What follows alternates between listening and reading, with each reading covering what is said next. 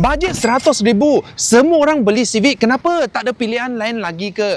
Kalau awang ambil ini. Sebab kereta ni jual RM300,000. Sekarang harga dia lebih kurang dengan Honda Civic sama saja. Bulanan pun dari RM1,000 keluar sikit, you sudah boleh dapat ini kereta. Yang dalam dunia, I rasa banyak amoy suka punya kereta. Mini Cooper. Ini Clubman dia panjang punya. Desainnya Clubman, belakang dia sini ada seater, ada pintu. So, kereta ini ada 6 pintu. 6 pintu?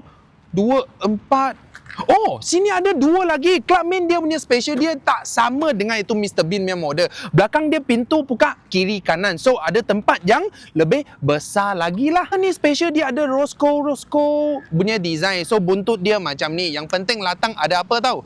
Sport rim.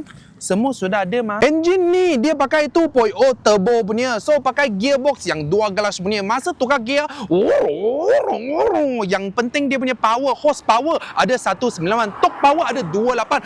0 hingga 100 2 saat sahaja. Kereta sporty dan mewah, so electric seat, memory seat mesti adalah. Yang penting dia punya kulit-kulit you tengok 2 design punya. Sini tengah pakai leather, yang tepi-tepi dia orang pakai Alcantara. Ramai amoy suka sebab dia punya dalam sangat comel lah.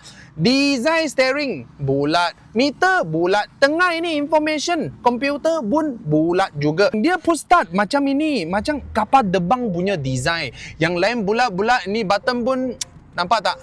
Ini macam kapal debang lah. Hello, the airplane 747 sekarang nak minta fly boleh tak? Tu kau orang komen sikit lah. Kalau you ada bajet bulanan RM1,000 keluar sikit you akan pilih Honda Civic ke? Ini kereta, mesti orang cakap, ini repair, mahal apa mah? Bro, kita boleh kasih warranty mah, takut apa? Follow awang dapatkan info dan knowledge kereta.